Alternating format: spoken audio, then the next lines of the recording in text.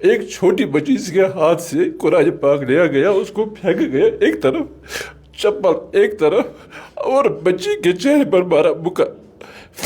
جب صبح میں نے سب سے پہلے میں گیا, جب میں نے بچی کو دیکھا, بچی کو بہت بری طرح سے مارا گیا تھا وہاں. تو ہم نے پھر لاش اٹھائی, وہ قرآن پاک ایک طرف پڑا تھا, چپل ایک طرف پڑی تھی. میری بہن تھوڑی آگے گئی, نے بولا نو, جب میں گیا تو وہ یہاں تک پانی میں تھی. سارا ایسا وہ ہوتے لمبے وہ کیڑے, وہ میں نے اس کے ناک سے نکالا, ایک یاد.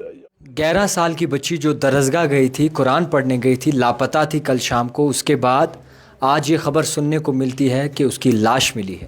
اور میں آپ کو بتانا چاہوں گا کہ بڈگام کے گلوان پورہ میں اس وقت جو ہے وہ ماتم چھایا ہوا ہے. آخرکار وجوہات کیا ہیں؟ فیملی کا کہنا ہے کہ مبینہ طور پر جو ہے اسے مارا گیا ہے اور اس کی جان لی گئی ہے. اس کا قرآن پاک اور اسی کے ساتھ جو کتابیں وہ ساتھ لے گئی تھی, وہ بھی باقاعدہ طور پر جوتے بھی ان کے جو ہے وہ ملے ہیں, اور اس کے ساتھ ان کی لاش بھی بری حالت میں برآمد کی گئی ہے. یہ فیملی کا کہنا ہے. ان کے ماما جی ہمارے ساتھ موجود ہیں. ارحان نام تھا اس بچی کا, جو کہ قرآن پاک کی تعلیم حاصل کرنے گئی تھی اور وہاں سے ان کی لاش واپس آتی ہے. جناب نام کیا ہے آپ کا؟ میرا نام عبدالحمید. حمید صاحب, کیا معاملہ ہوا تھا؟ ریئلٹی کیا ہے؟ معاملہ کچھ نہیں ہوا. کل 4 بجے درس کے لیے نکلی یہاں سے, تو سب بچوں جیسے سب بچے جاتے ہیں ویسے یہ بھی گئی ہے. پھر میں یہاں خود نہیں تھا, مجھے لیٹ پتہ چلا. ایکچولی میں ہردویر بڈگام کا رہنے والا ہوں, یہ ہماری بہن ہے یہاں. پھر مجھے لیٹ آیا فون. تو ان کا کہنا ہے کہ 4 بجے وہ نکلی یہاں سے, تو اس کی کوئی فرینڈ تھی یہاں, اس کے گھر گئی, تو اس کو بولا کہ چلو ہم جائیں گے درسگاہ. اس نے بولا مجھے نانیہال جانا, آج مجھے نہیں آؤں گی. تو پھر کہنے کے لیے آگے گئی, مگر جو وہاں مولوی صاحب ہے اس کا کہنا ہے کہ یہاں بھی نہیں آئے وہ. یہی 4:30 کے 5 کے درمیان. پتہ نہیں کس نے, شاید کڈنیپ کر کے لیا, کیسے لیا, کیا لیا. تو پھر ہمیں پتہ چلا تو یہ نکلے تھے ڈھونڈنے کے لیے. پوری رات مجھے آیا 11:45 فون. گھر والے آئے تھے, دوسرا بھائی میرا بھی آیا تھا, بہن بھی آئی تھی. تو پوری رات میں نے بہت کوشش کی. یہاں امپورہ میں گئے, کسی نے بولا کہ یہاں پڑوسی گاؤں ہے ہاکر ملا, کسی نے وہاں سے فون کیا بچی یہاں آ جا لے جاؤ. جب یہ سب لوگ وہاں پورا گاؤں یہاں گیا, کم از کم کیا تھی کہ 200 لوگ وہاں گئے. تو وہاں اس نے بولا میں نے جو کیا. اس معاملے میں جوک نہیں ہوتا ہے, بچے والا جانتا ہے کیا ہوتا ہے. یہ لگتا ہے کہ جیسے اسرائیل میں چلتا ہے نا غزہ پر, سیم وہی پوزیشن یہاں بھی ہے. ایک چھوٹی بچی کے ہاتھ سے قرآن پاک لیا گیا, اس کو پھینکا گیا ایک طرف, چپل ایک طرف, اور بچی کے چہرے پر مارا مکہ.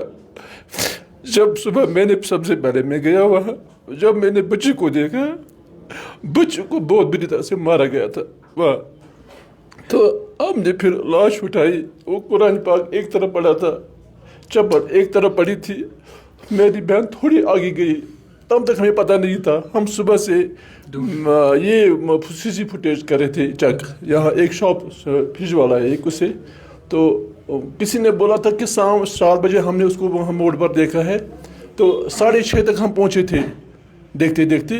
تو یہاں سے کسی نے فون کیا تو قرآن پاک اس کا یہاں ہے اور چپل اس کی یہاں ہے. پھر ہم وہیں گئے. تو جب تک میں نے وہاں کور کیا, میں نے ان کو بولا کہ کوئی آگے مت بڑھے, یہ پولیس کا کام ہے. اب میں نے تھوڑا وہاں سرکل لگایا, تو میری بہن تھوڑی آگے گئی تو اس کی چلایا. اس نے بولا نو, جب میں گیا تو وہ یہاں تک پانی میں تھی. سارا ایسا وہ ہوتے لمبے وہ کیڑے, وہ میں نے اس کے ناک سے نکالا, ایک یاد یہاں مارا تھا, بہت بری طرح سے مارا تھا. ہم گورنمنٹ سے گزارش کرتے ہیں, آج ہماری بچی ہے, کل کسی کی بچی ہو سکتی ہے. اگر اس کو چھوٹ ملی نا آج, پتہ نہیں کتنے بچوں کا یہاں ہے, یہ پتہ نہیں کس نے کیا ہے. کوئی شک و شبہ کسی کے ساتھ دشمن؟ نہ ایسی کوئی کچھ. بچی کون سی کلاس میں پڑھتی تھی؟ بچی 5th میں پڑھتی ہے. روز کتنی ٹائمنگ پر جاتی تھی, واپس آ جاتی تھی؟ یہ صبح جاتی تھی, یہاں سے 9 بجے جاتی تھی, 3 بجے واپس آتی تھی. مگر سکول یہ درسگاہ کا مسئلہ ہے, یہاں درسگاہ ہے, وہیں قرآن پاک پڑھنے جاتی تھی. ہاں, اسکول اس کا بڈگام میں ہے, الاسما ایجوکیشن انسٹیٹیوٹ. بچے کتنے باقی ہیں ان کے؟ بس ایک بیٹا اور ایک بیٹی تھی بس. تو یہ ماں نے کہا کوئی آخری بات ہوئی ان سے؟ ماں نے لاسٹ میں جب یہ نکلی, اس نے بولا मम्मा मैं जा रही हूँ कुरान पढ़ने के लिए, उसमें जाओ अल्लाह और अल्लाह के रसूल के हवाले। तो मगर वापस नहीं आए फिर। खैर, इनके साथ इंसाफ होना चाहिए। मैं आपको बताना चाहूँगा कि इस वक्त ये वही जानता है जिस पर गुज़रती है, और मैं ये ज़रूर कहूँगा कि ऐसे वाक़ा पहली बार नहीं हुए, इससे पहले भी कई सारे वाक़े ऐसे हुए हैं, मगर इस पर जांच पड़ताल होनी चाहिए और देखना चाहिए कि आखिरकार कौन हैं ये लोग जो इस तरह से करते हैं और क्यों करते हैं। एक चीज़ है, हम बहुत शुक्रगुजार, thankful to JK police. JK police ने इस वक्त तक बहुत हद तक ज़्यादा कोशिश की, और तमाम मीडिया के भी हम शुक्रगुजार हैं जो यहाँ कल से ही यहाँ हमारे पास आ रहे थे, बराबर हमें बिल्कुल दिलासा दे रहे थे कि हम कोशिश मत करते भी, जैसे आप करते हैं वैसे उन्होंने भी कोशिश की है। मीडिया के हम बिल्कुल शुक्रगुजार हैं, बहुत ज़्यादा शुक्रगुजार। अल्लाह पाक इनको इसका अजर दे। हर जगह ये काम आते हैं हमारे, मगर एक चीज़ होना चाहिए, जो ये होता है छोटे बच्चों के साथ होना भी नहीं चाहिए किसी के साथ, खासकर छोटे बच्चों के साथ। ये बच्चे मासूम है, इसको पता है मुझे क्यों मारा गया, ना उसको पता किसी की दुश्मनी ना कुछ है ना कुछ।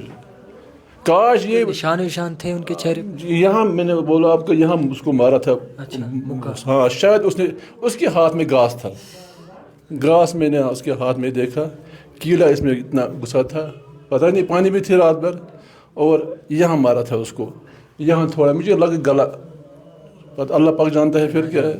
खैर, रिपोर्ट्स आना बाकी हैं। फॉरेंसिक लैब की बात करें तो उनकी तरफ से भी कार्रवाई की जा रही है, जम्मू कश्मीर पुलिस लगी हुई है, और ख़ास कर गुजारिश ये है कि जल्द से जल्द जो है इस मसले का हल निकलना चाहिए और इस फैमिली को इंसाफ मिलना चाहिए।